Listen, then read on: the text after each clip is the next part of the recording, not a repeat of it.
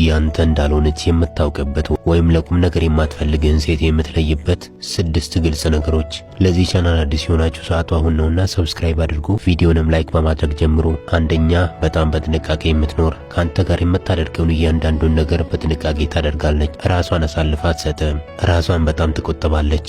ይህም ካንተ ጋር እንደማትቀጥል ውስጧ ስለሚያውቅ ሌላ ወደፊት ህይወቷ ውስጥ ስለሚመጣ ወንድ ራሷን ትቆጥባለች። ይህ ማለት ካንተ ጋር የጠለቀ ትስስር እንዲኖራት አትፈልግም። ከልቧ ምንም ነገር የምታደርገው ነገር የለም። ስሜቷን ትቆጥባለች። ራሷን በጣም ትቆጣጠራለች። ሙሉ በሙሉ ልቧን አታውቀውም። መልካም ነገር እንኳን ስታደርግላት ታቃልለዋለች። ምክንያቱም በውለታ መታሰር አትፈልግም። ለምታደርገው ነገር እውቅና አትሰጥም። ምክንያቱም አእምሮዋ ክፉ ሰው እንደሆንክ እንዲያስብ ታደርጋለች። ነገ ስትለይህ እሱ እኮ መልካም ሰው ነበር የሚል ጸጸት ውስጥ ስላለመግባት እንደ ክፉ ሰው ታይሃለች። የምታደርግላትን ነገር ሁሉ በመጥፎ ትተረጉመዋለች። ምንም ነገር አድርግ አያስደስታትም። እሷ ጋር እያንዳንዱ ድርጊትህ ልዩ ትርጉም ያገኛል። አንተ መልካም አስበህ ያደረክላትን ነገር እሷ ወደ ክፉ ሐሳብ ትቀይረዋለች። ይህንን የምታደርገው ካንተ ጋር የመኖር ዓላማ ስለሌላት ነው። ሁለተኛ፣ መልእክትህን ቶሎ አትመልስም። ለምሳሌ ለመጀመሪያ ጊዜ ቴክስት ስታወራት መልእክትህን ታየዋለች፣ ነገር ግን አይታው ዝም ትላለች። አንተም ምን ነው ዝም አልሽ? የት ሄድሽ? ለምን አታወሪኝም? የሚሉ መልእክቶችን አከታትለህ ትጽፍላታለህ። በጣም ጥሩ ከሆነችና አንተን ማስቀየም የማትፈልግ ሴት ከሆነች በሰዓታት ልዩነት ውስጥ ልትመልስልህ ትችላለች። አብዛኞቹ ሴቶች ግን 1 ቀን፣ 2 ቀን ወይም ወራቶችም እንዲሁም ዓመት ሊቆዩ ይችላሉ። ለአንተ ፍላጎት የሌላት ሴት መልእክትህን ቶሎ መመለስ አትፈልግም። አንተ ለምን ቶሎ አልመለሽልኝም ብለህ ብትጠይቃት እንኳ በጣም ቢዚ ነበርኩ፣ አልተመቸኝም ነበር፣ ስራ ላይ ነበርኩ፣ ትምህርት ላይ ነበርኩ፣ ባትሪ ዘግቶብኝ ነበር የሚሉ የውሸት መልሶችን ትሰጥሃለች። ምክንያቷ ግን አንድ ብቻ ነው።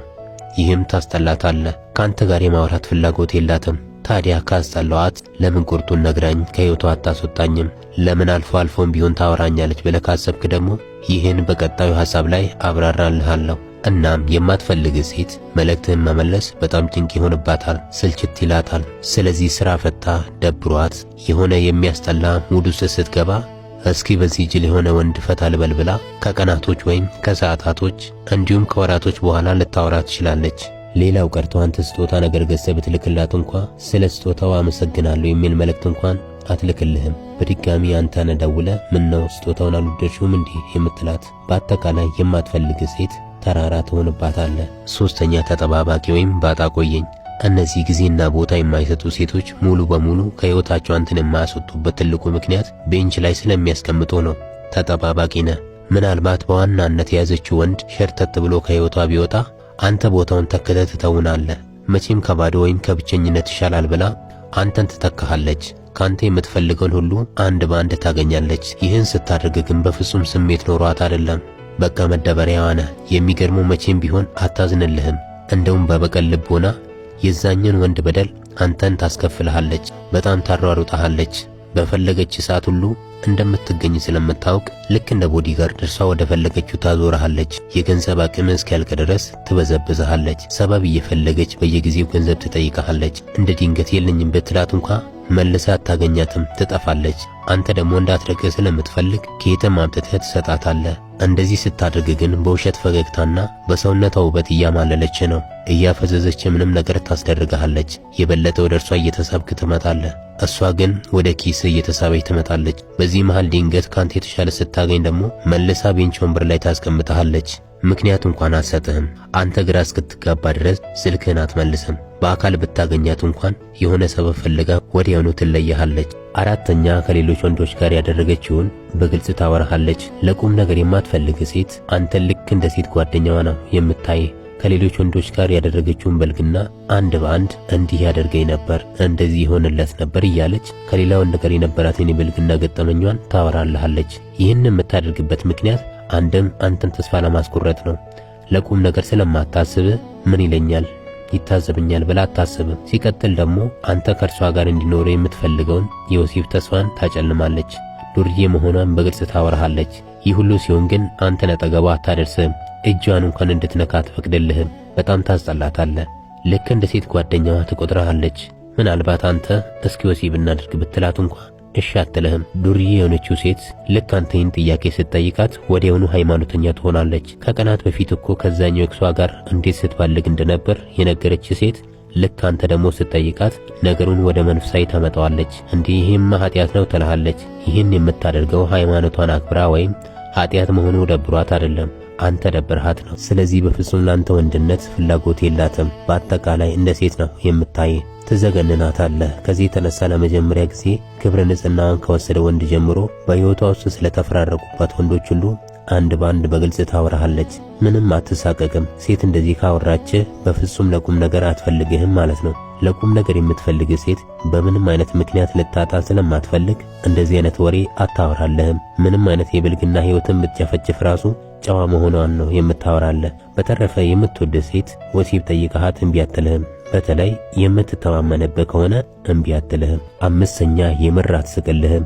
የማትወድህና ለቁም ነገር የማታስብህ ሴት ካንተ ጋር ሆና የምር አትስቅም፣ የምር አትደሰትም። የውሸት ፈገግታ ነው የምታሳየ። ቀልድ ራሱ ያስጠላታል። አማራጭ ስላጣች ነው ጥርሷን የምታሳየ እንጂ ምንህም አይዋጥላትም። ከልቧ አይደለም ካንተ ጋር ያለችው። ስለዚህ በፍጹም ደስታና ሳቅ የላትም። አይኗ ሁሌ ድፍርስ ነው። ሰው ደስተኛ ሲሆን አይኑ ያበራል። እውነተኛ ሳቅ አይኖች ውስጥ እንኳን ይታያል። ይቺ ለቁም ነገር የማትፈልግ ሴት ሌላ ቦታ ላይ ስትሆን ከጓደኞቿና ከቤተሰቦቿ ጋር በጣም ትስቃለች፣ በጣም ደስተኛ ናት። አንተን ስታገኝ ግን ትኮሳተራለች። አንተ ደግሞ በውስጥ ምን አለ ለሌሎች እንደምትስቅ ለኔ የምትስቅ ብለህ ትጨነቃለህ። ለአንተ የማትስቅበትና ደስተኛ የማትሆንበት ትልቁ ምክንያቱ አንተ ነህ። አትወድህም። በአንተ እውነተኛ ደስታ የላትም። ምንም ብታደርግ አታስደስታትም። ለምን ኮሜዲያን አትሆንም? በፍጹም የምር አትስቅልህም። የግድ ሆኖባት እንጂ ፊትን እንኳን ባታይ ደስ ይላታል። ስድስተኛ ለቤተሰቦቿና ለቅርብ ጓደኞቿ አታስተዋውቅህም። ቤተሰቦቿና የቅርብ ጓደኞቿ ምናልባት ሲንግል እንደሆነች ይሆናል የሚያውቁት። ካንተ ጋር ያላትን ነገር ለመደበቅ ምንም ነገር ታደርጋለች። ጓደኛዬ ነው፣ አብሮኝ የተማረ ነው፣ የአንድ ሰፈር ሰዎች ነን፣ አብሮ አደጌ ነው፣ የኔ ቤስት ፍሬንድ ነው በማለት ዕውቅና ታሳጣሃለች። ይህን የምታደርግበት ምክንያት አንተን በሕይወቷ ውስጥ አትፈልግህም። ብቻ በአንዳች ምክንያት ካንተ ጋር ግንኙነት ጀምራለች። ግን ይህን ግንኙነት አላመነችበትም። ስለዚህ ቤተሰቦቿም ጓደኞቿም ስላንተ አያውቁም።